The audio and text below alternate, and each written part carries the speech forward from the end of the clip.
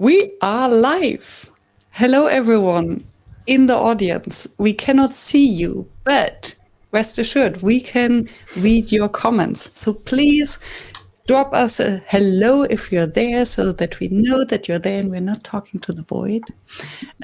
Today, the faculty of the Never Done Before Leadership Through Facilitation course is coming together to discuss the difference between facilitation and training.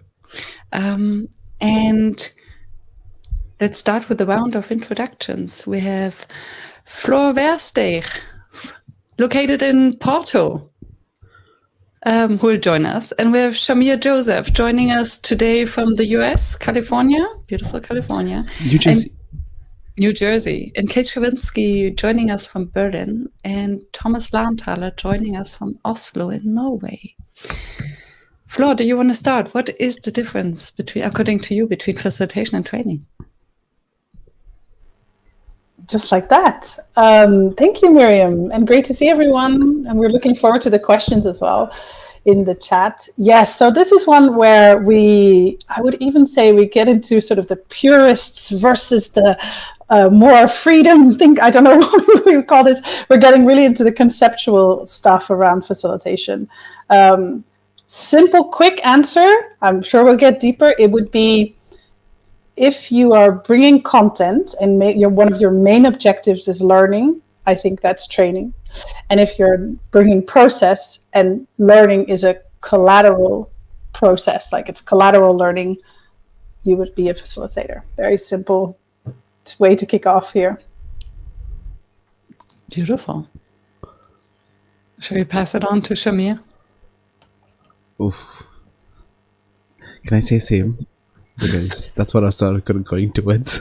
But I think it's when I think of exactly what Fleur mentioned, was the content that's being put into the heads, right? That is what training really is.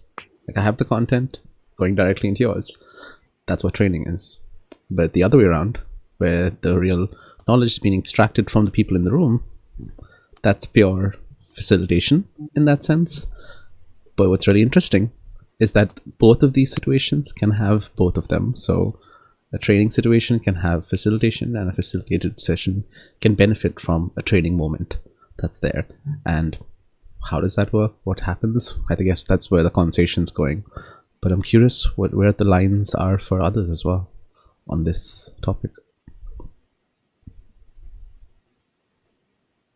Thomas is dying to speak.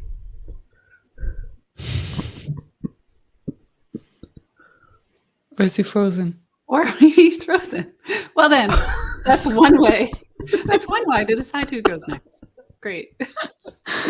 We just uploaded his avatar to pretend as if Thomas was here with us. Oh, it's like a cardboard cutout. Okay, so recovering from that. So yes, objective for sure. And also for me, a big difference is the role that group dynamics play.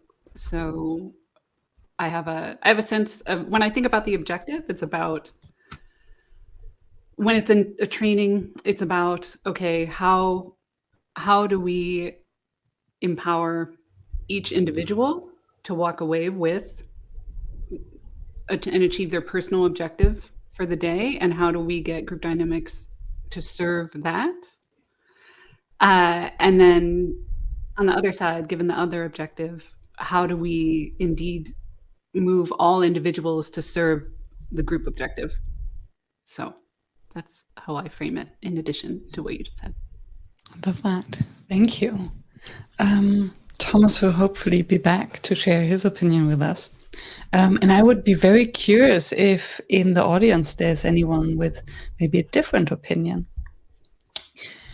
For me, I think we are all pretty much aligned.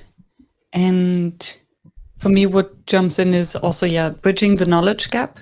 And then I would distinguish between a facilitator who comes in with a capital F.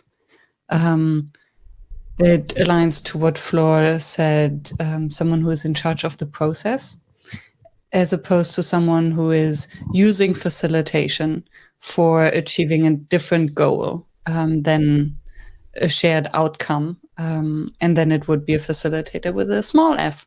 And this can be someone, with the main purpose to train and bridging a knowledge gap. Yeah.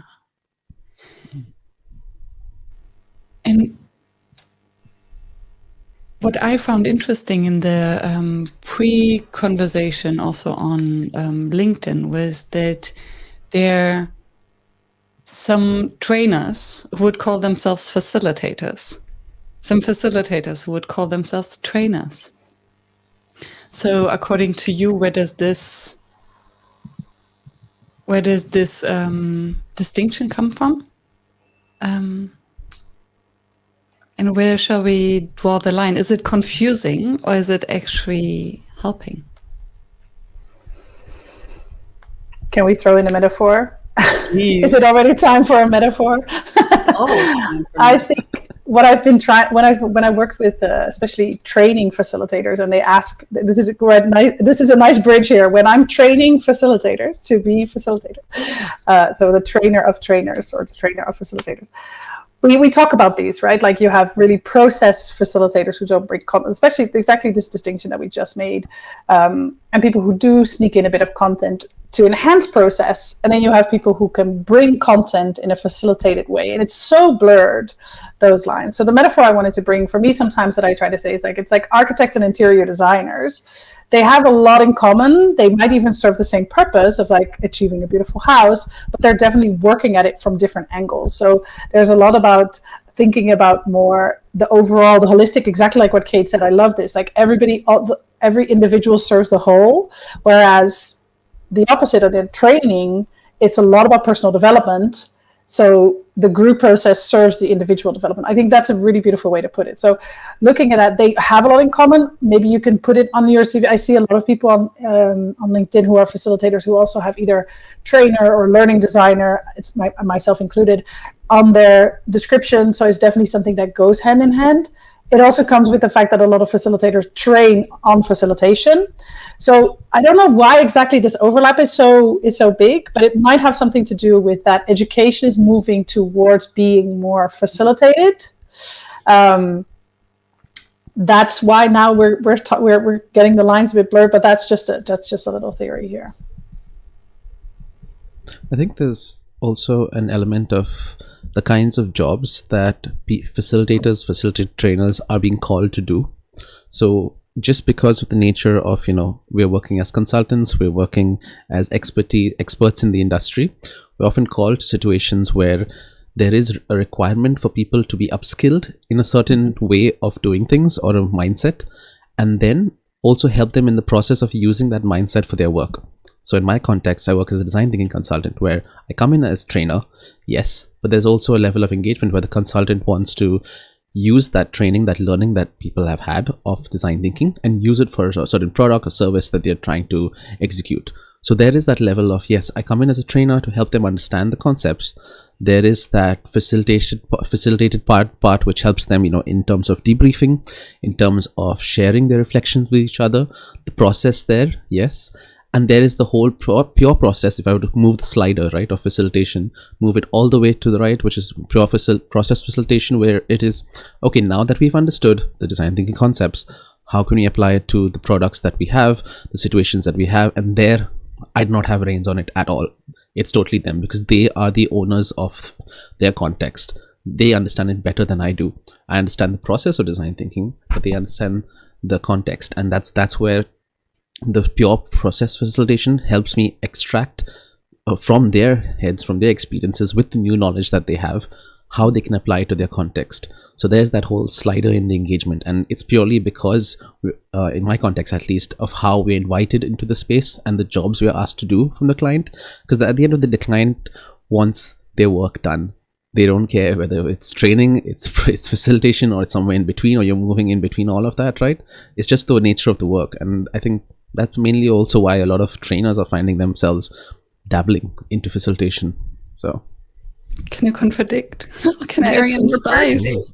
Ooh, yes, please. Because so thank you so much. It really helped me now to put my finger on my own thoughts. So I don't believe, and I have a different opinion that the client doesn't care whether it's facilitation or training.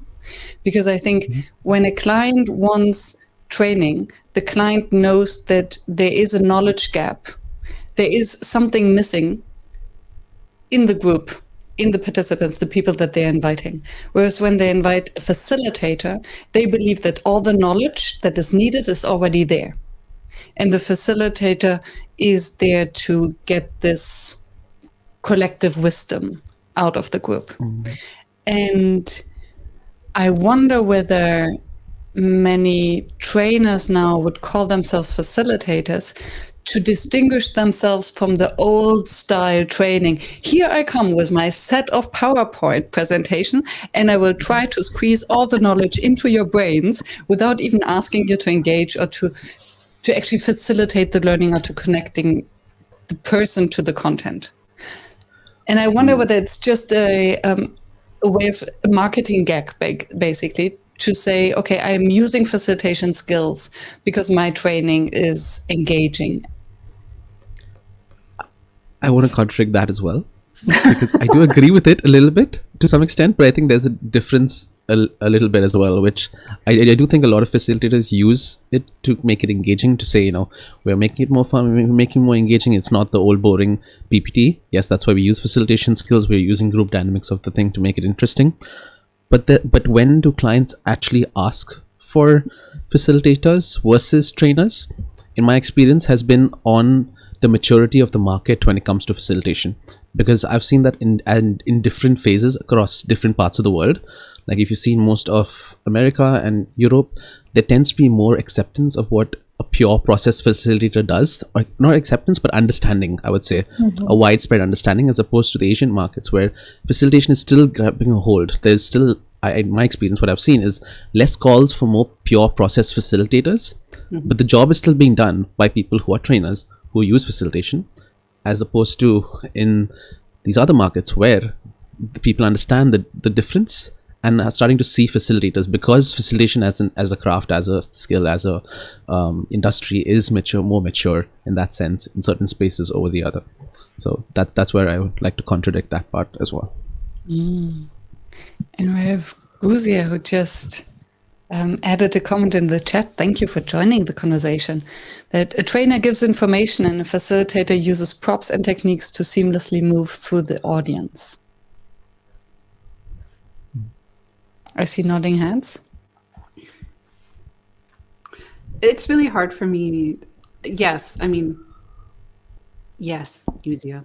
And yes to everything everyone just said. I think I'm going to pick up on something Shamir said, which I was also thinking about with regard to the equalizer that we talk about, the facilitation equalizer that we use in the process module of the course. It's all a continuum to me. So, and maybe that's because I don't come from an old school of training, and I know that there are also what we would consider like old schools of facilitation, which might be on this pure process side of things, right? So I wonder if there are trainers out there that wonder why so many facilitators use the label trainer also. Because what I've noticed in my practice is that clients are drawn to me, sometimes purely because of the fact that I'm a facilitator or they appreciate what I write, etc. But oftentimes it does have to do with my background, and they do think that I will bring a certain degree of familiarity to the process. And that's when it's up to me to be clear about what their ambitions are, what their objectives are, and very clear when I'm moving from role to role. So I think as facilitators, I tend to think of it as training because of the objective of upskilling, or I like to think that we're already leveraging the knowledge, whatever knowledge is in the room, even when we're doing a training, because we can't assume that everybody in the room is at the same level with the skill set that we're talking about anyway.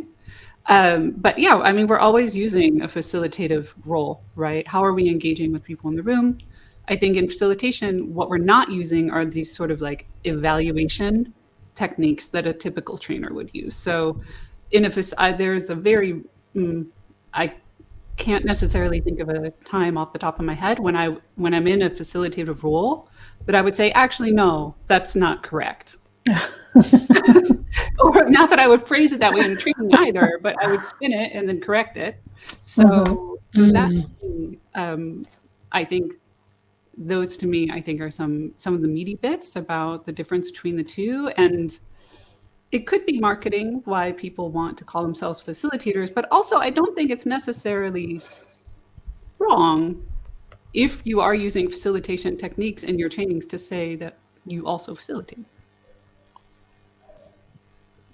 Agreed. Yeah, wishy-washy for an answer. I don't know. No, it's interesting because I recently I was working on a proposal for a client, and they're a very specific target of working in the animal preservation, and they specifically asked me, "Do you have experience as a biologist or as an environmental engineer in this area?" And I said, "No, I don't. Is that needed?" And then they were very, yes, of course that's needed, because you're going to facilitate conversations about preservation of nature. And I said, okay, but so this is also where that comes in for me as a pure process facilitator. Technically, you could facilitate anything, just no matter the topic, because you don't come in with that content or that opinion. And I even argued that it's better to come in without that knowledge, because you'll be really objective. You'll ask the obvious questions. They will need to make all the implicit explicit. So for me, that's really the furthest away from a trainer and a consultant as you can be. Like, you're just checking, like Myriam said, what's in the room, what can emerge. This is the pure, I do sometimes this, most of the time is I'm like Cate as well, sort of in the middle, where I never come in only to do process, because even if I don't know the content, I will still train them on process, because I will train them on how to have good meetings. And every technique I bring, I'll say, you see what we did here? This is a technique called the law, or you can also use this in your own meetings. So even that level of training or learning we bring, right? So there's definitely not that different, that sort of separation that's that clear, I guess. Yeah. And it's interesting because for me, so either I come in as a trainer and then I train usually on facilitation or related concepts, or it's purely about the process. So a team wants take a decision, do a debriefing, have a strategy or whatsoever. And there I'm very clear that I wouldn't mix it up and come in with my content, because I don't want to. Yeah, it's who am I? I don't have enough background knowledge on everything that has happened before. And then it's very important for me to keep this objectivity in what's going on, and having not opinions. And then I wonder whether where it flips between training and facilitation, depending on how much the group already or still needs to learn something or not. And we have some more comments in the chat. Yeah. This called my attention. Go ahead, Cate. I'll jump in after. Yeah, sorry. Go ahead, Flor. No, go. It's okay. I will not forget. Don't worry. Okay. So actually, thank you, Fabian. This reminds me of a conversation we just had in the Never Done Before community this morning about facilitators and how we talk about the value that we bring and how we can quantify the value. And I do think that is a challenge. It's interesting to me because I do think that using the word trainer is more understood. It's more straightforward. And in terms of talking about the value, that the craft brings a much easier argument to make. And so yes, in terms of, maybe, yes, a trainer might be easier to grasp. So maybe we should all be putting trainer in our headline. I don't know. Flora, what were you going to say? Well, the opposite is actually true in certain languages where I'm working mostly in the Brazilian market for a long time. The word trainer, treinador, actually is not so easily translated, doesn't literally mean the same thing as what we mean, like a learning provider, and is actually much more to sports, where the word trainer, of course, also is very much used. So to say I'm a trainer in different languages can also have very different meanings, which is where I've seen specifically in this context, at least in Brazil, a lot of people using the word facilitator when they are trainers to indicate that they're doing this sort of facilitative workshops as opposed to more traditional learning experiences. So then the word facilitator became much more commonly used. So to Fabian's point, I think it has a lot to do with what is the understanding of that word in the different languages and cultures as well, to sort of work with that. And there's another point here as well. Aren't these all sort of just saying fancy words? And if you're from the outside looking in, maybe it does all seem the same. And what are we working on? Looking at these, I do think that it's important to make these clear distinctions. I remember when coaching became a huge movement, right, of people calling themselves coaches, because a lot of these professions, facilitators, coaches, trainers, we don't need official certification like doctors or engineers or to become these things. I do think actually it's really important to make sure that you use your words properly, to distinguish what you do, and like Cate said, how we create value, so that we can ensure that our processes that we use are clear. So if you're a coach, you're going to be an individually focused, asking mostly questions, working on personal development. If you're a facilitator, you're going to be group focused, not bringing a lot of content. You'll have this sort of collateral learning happening, but it's not going to be your main focus. If you're a trainer, so having these distinctions, especially in a field where we don't have sort of the curriculum set of what we needed to learn, I think it's actually a vital conversation, and also to educate our clients on. I have a curiosity coming up, because I have the impression that we mostly agree on the extremes, the purist facilitator, the purist trainer, and then there's a little bit of gray. Where does leadership come in? So when does the facilitator show up as a leader, and is the leadership for a trainer as important? I love this question. Just coming back to what Cate mentioned as well, which was, and I think even someone in the chat had also shared it, but maybe it's a bit about the SEO, or it's about how we're getting those things, because what I did as well, and if you go to my LinkedIn profile, it says Shamir Joseph Design Thinking Trainer, and I specifically chose trainer in there because I know the people who I'm targeting are searching for that. They are searching for a trainer in that, but as soon as the first conversation happens with them face to face, I'm running them through the experience of the workshop, what the participants would experience in terms of the training, what they see as training, and that is me showing what facilitation value is there, again, because the market may not fully understand that, but it's also a differentiator. And that's where the leadership element of mine comes in, because I'm not only showing the experience, but I'm also stating why it's important to clarify who are the people who are showing up, what experience do they have in design thinking, does it help, and how that informs the kind of content that I'm bringing, because all design thinking training is not the same. It might be marketed that way, but it cannot be the same, because the people who are learning it are different. They're either managers or they are low level. They have to think of just change management. They have to think of sometimes bringing in a bit of other things as well, like systems thinking, depending on the problems they're solving, because that's what they need. They don't just need design. So that's what training would focus based on. So my leadership there is showing up to understand what the real problem is, and then creating that content, but also helping them understand that I need to have more conversation with your leadership team to understand what is the larger goal of this training or workshop. Maybe it's a larger 6-month view that we're looking at, because that is the strategy of the company that we are doing, and this is the workshop that you're engaging me for is for this part of it, but it attaches very much to that strategy. So that's where my leadership comes in, to help understand the whole process of what that is. Also, sometimes calling in for more time with the client, with the leaders, with the people and the managers, or a portion of the people. If there's a pre-work that needs to be done, speaking to people to understand what that context is, So rather than having everyone show up at the training and then figuring out, oh wait, these people might have already had some experience of design thinking before, and now the name is burnt, and they're here with all these negative thoughts of design thinking, and I have to work with that in the session, or that they're completely new to it and now have to start from a different place, right? So that's how a leadership shows. I find the leadership coming in. It also helps me in the process, but it also helps the work that I'm doing.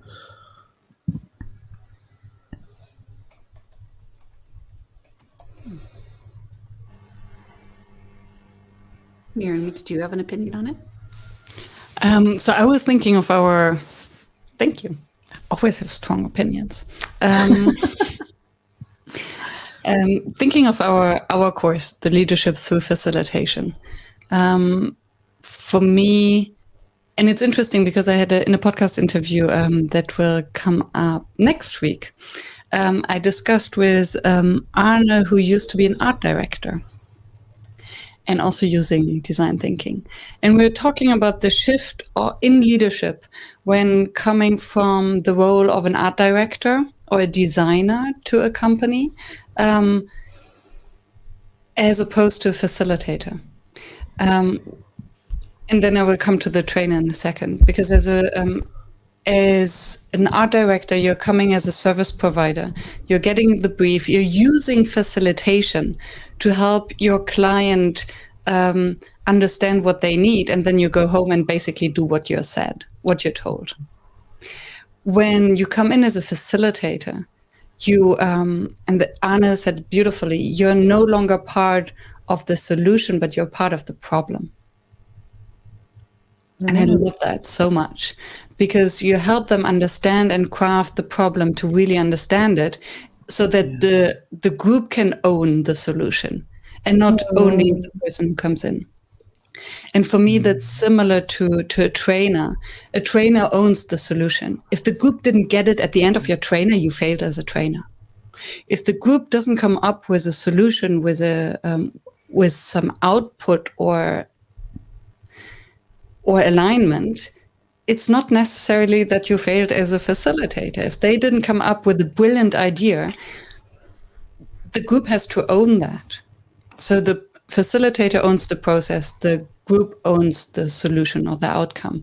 So for me, a trainer doesn't need as much leadership, because a trainer has a very clear goal that you can measure at the end. Did they get the content? Yes or no? Did you bridge the knowledge gap? So yes, maybe you need charisma, maybe you need facilitation skills, but is it leadership? It's not that you need to provoke the client. It's not that you have to push them harder and tell them, maybe you're looking at the wrong place. May I put my finger on your blind spot? May I point at the elephant in the room? You don't do any of that as a trainer. And you do all of that as a facilitator. So I think as a facilitator, you must be a leader. As a trainer, don't have to. You might even overstep if you show up as a leader when you're hired as a trainer.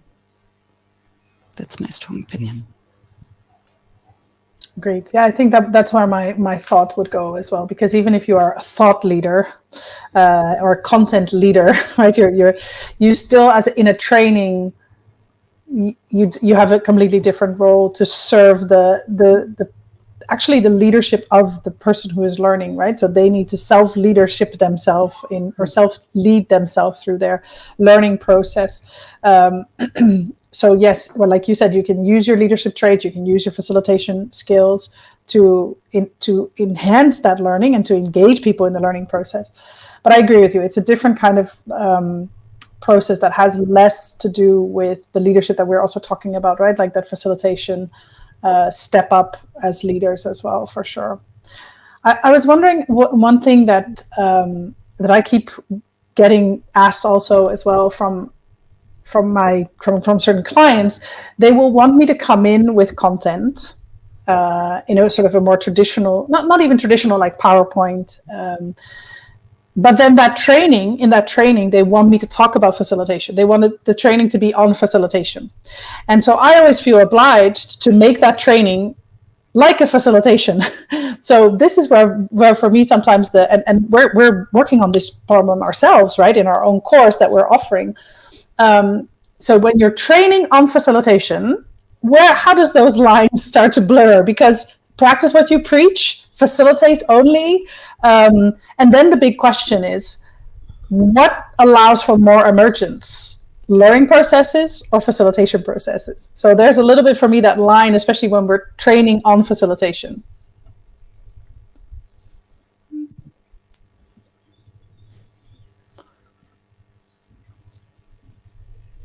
It depends. No. I would say my initial response to that is it depends on the audience. So if I'm working yesterday, I was working with a group of early-ish professionals for whom I think our audience will appreciate this right now, didn't know of the concept of a parking lot. So, right? And so it's okay. It was a nice celebration for me, right? Yeah.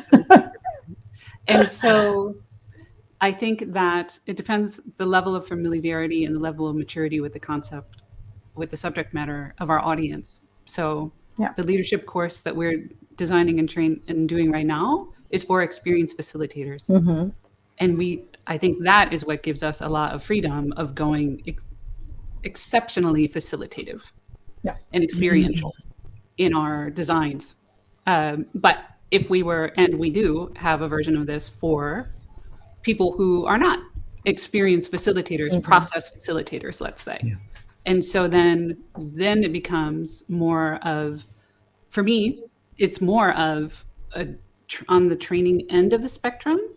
But in order to really leverage the power of experience and internalized processing of what it is to facilitate and be facilitated, we still always lean heavily toward facilitation. So, yeah, I love that, and it's this makes facilitation training for experienced facilitators so beautifully meta, right?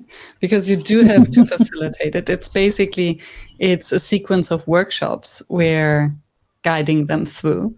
And I think because we are working with experienced facilitators, it is almost, yes, we bring in concepts, and I think we make explicit what many of them have known intuitively or implicitly, or have never seen it in the way that we present it. And still we're helping them to really bring in their wealth of knowledge. And I think, especially since they're joining from all around the world and from different backgrounds, some might be facilitators in a corporate role. Others have their own facilitation company or freelance facilitators.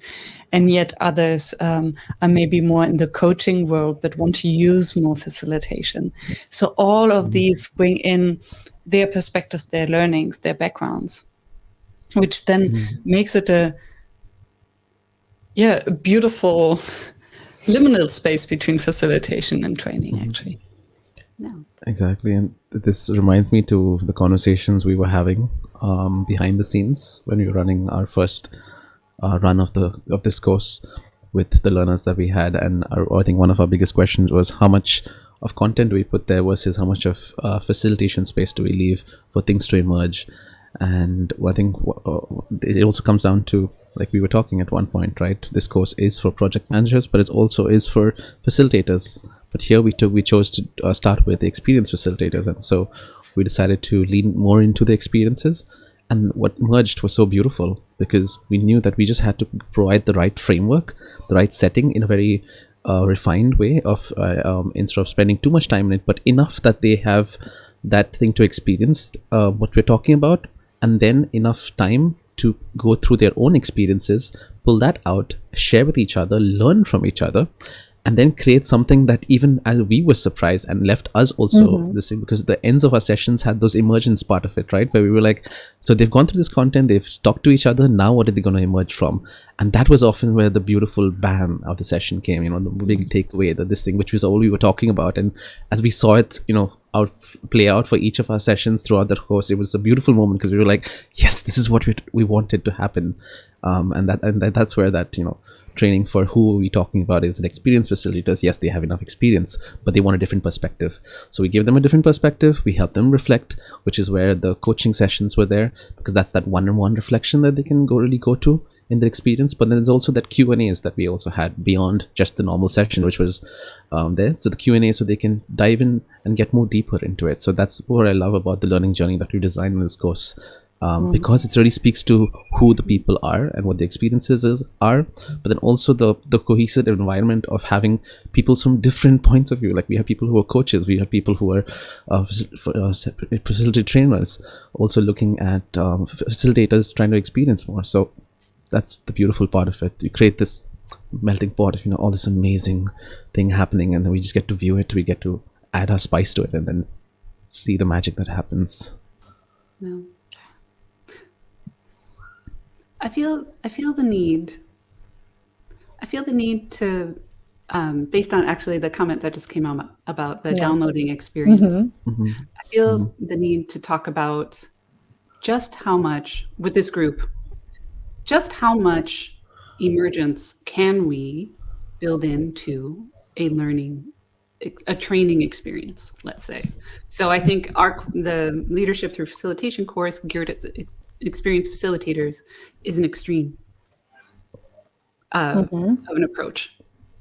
So how in a more typical, let's say, setting, how much is the right amount of emergence and experience for you in a training? In a training, yeah, that's such a beautiful. I love that question.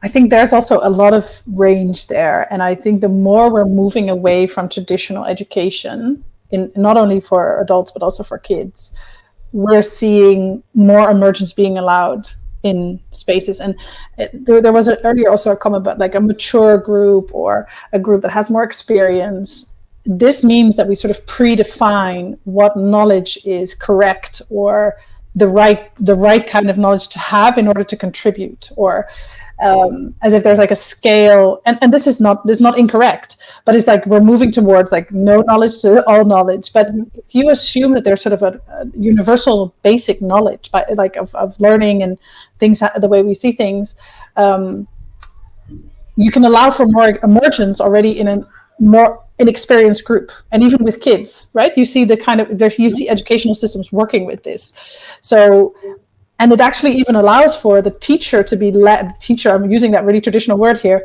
to have less knowledge, and not to be the center of the knowledge anymore. And then it really allows for, you could basically learn anything or teach anything with a group of people who just put their minds together, especially with like the way we ask questions, the way we reach out to search tools, the way we navigate new information coming in. And that emergence could actually be really powerful. So utopia, I think we should let a lot of emergence happen in all groups, not just experience groups, when it comes to training.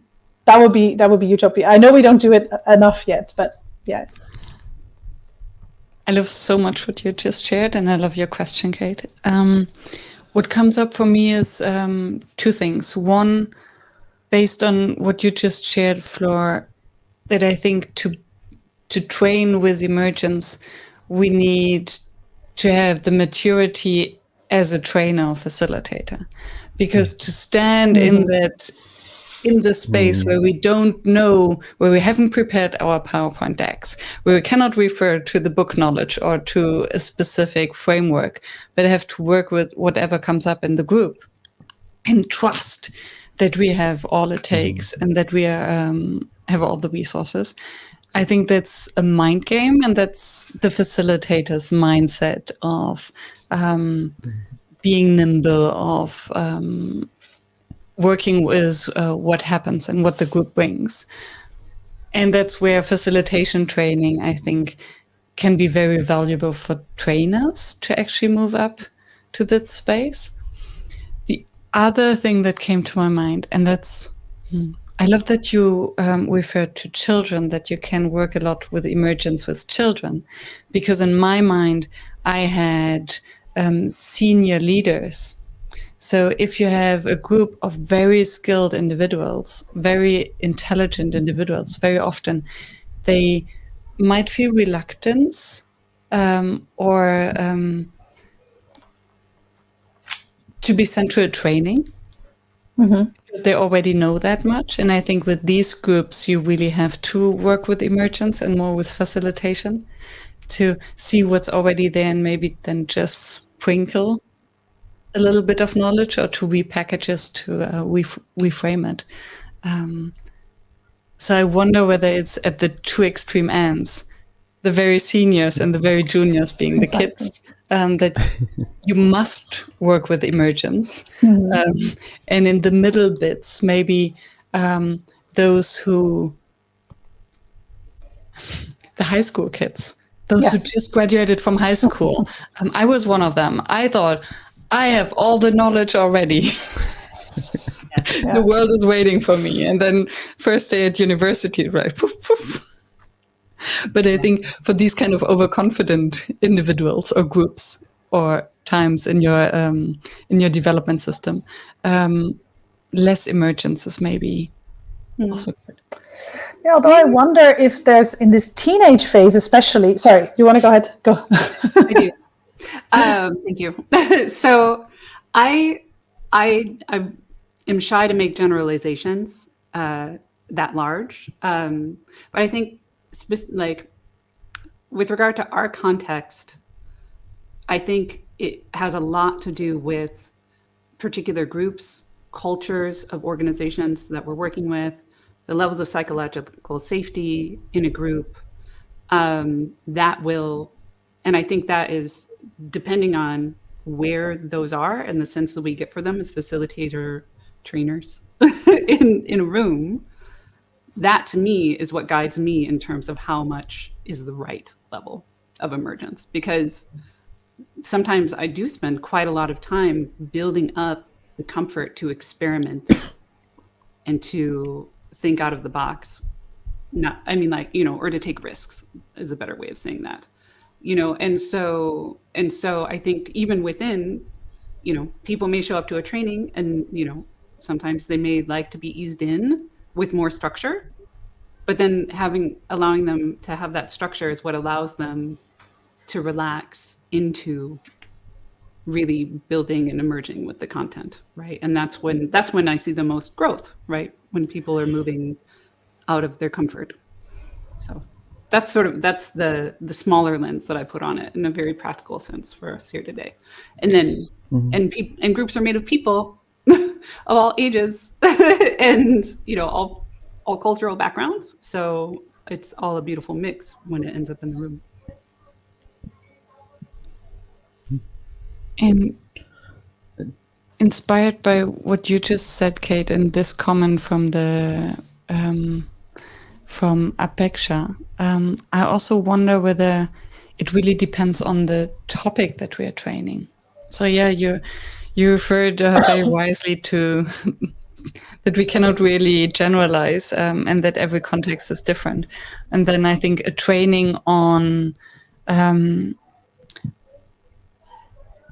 Excel spreadsheets might need less facilitation as opposed to a training on leadership skills, feedback culture, psychological safety, where it's really about our own journey, maybe our blind spots and kind of a personal growth aspect.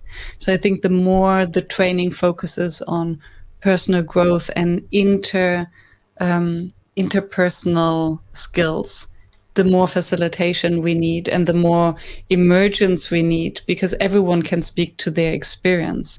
Whereas when we speak about teaching a so-called hard skill, where there's often only one way of doing, one effective and efficient way of doing it, like a Google spreadsheet.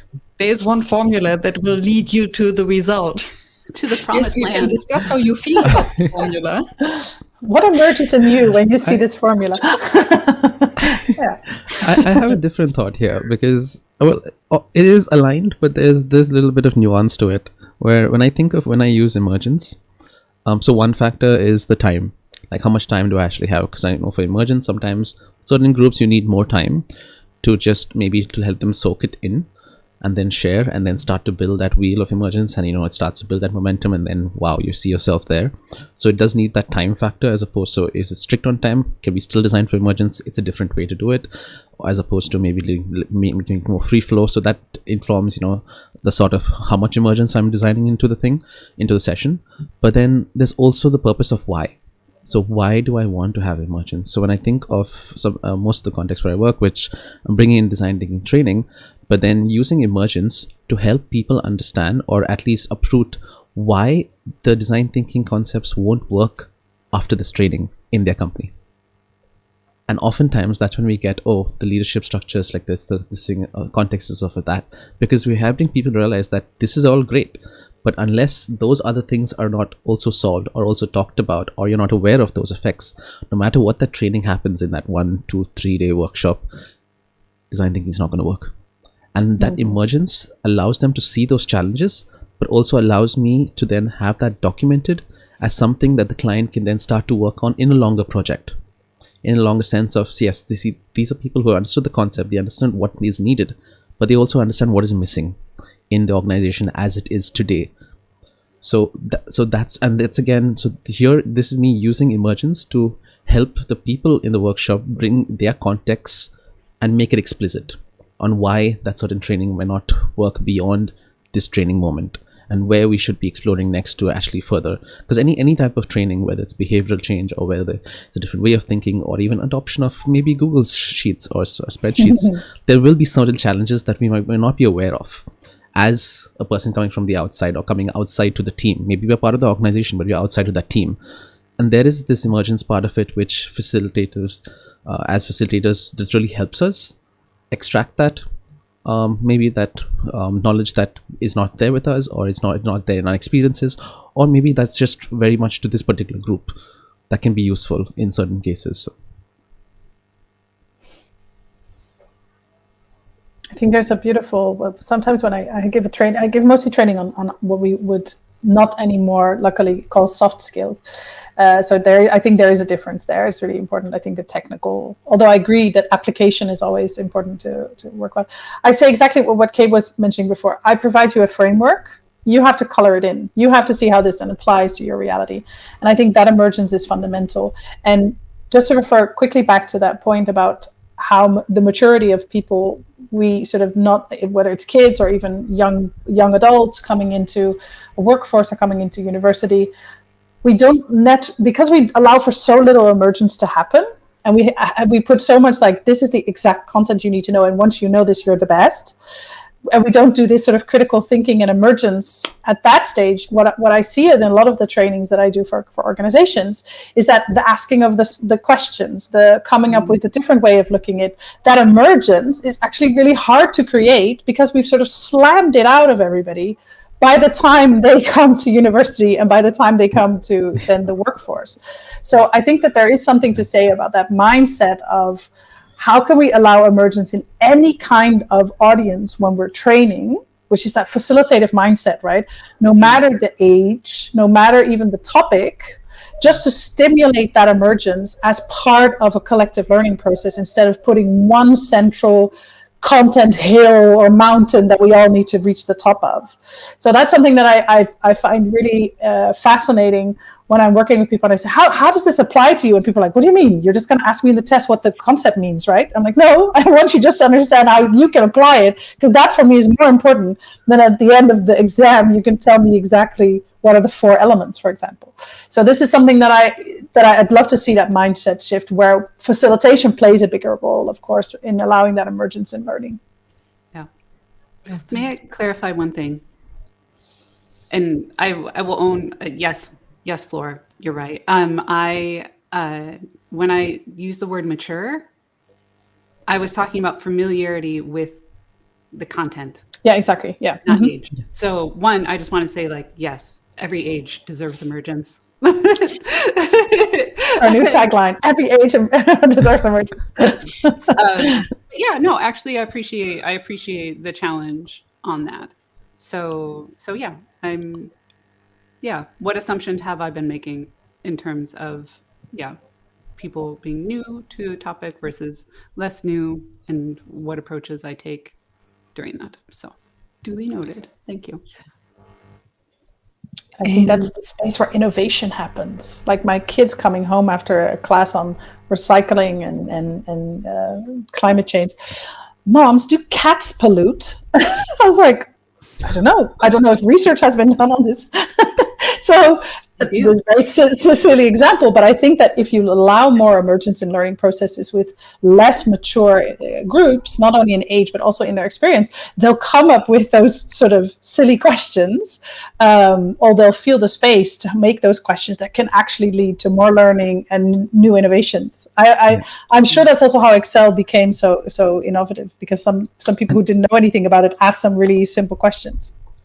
And this is the reason why in our course we have that gap, right, between the Q&As, between the session and the Q&A, and then when you can take your coaching session, so that it's up to you when you feel you have that enough content to go deeper into, because we're allowing for those emergence of the learning process in our learning design. Remember when you were talking about the course experience and remember the arches and the experience you want learners to go through. So this is that just reminded me the conversations that we were having, which almost seems like a long time back, and just making me realize it's coming close to a year now. Oh. And this is maybe a beautiful bridge to what is it actually that we are offering with this course, and where the leadership comes in, because I think to assess how much emergent a group is open for and mature to is also a leadership act. So leadership through facilitation. We are 4/5 of the faculty. And we have 6 module courses followed by a 1 module or 1 final session where it's all about practice. Because how can we learn, create facilitation if we're not together in the same space? Hence, it's a live online course, cohort-based, so we will meet in real time with the cohort. Every module is always co-hosted by 2 trainers or facilitators. And we start with purpose, go via presence to people, then discuss the process and the arches, and power, before ending with play. You can find all the information on our website, which is neverdonebefore.org. You can see it here in the corner. And as Shamir already mentioned, there are 3 tiers. So the full experience is with a deep dive, where you have the live course on Tuesdays and a weekly Q&A on Thursdays, where we take time to dive into all the questions that came up. And in the full immersion, you can then also choose to have one-on-one coaching with each and every one of the 5 facilitative trainers of the course. If you have any questions regarding the course, please put it in the comments, either now or later, so that we can get back to you. And we start in September. So you can become a facilitative trainer, facilitative leader yourself before the end of the year.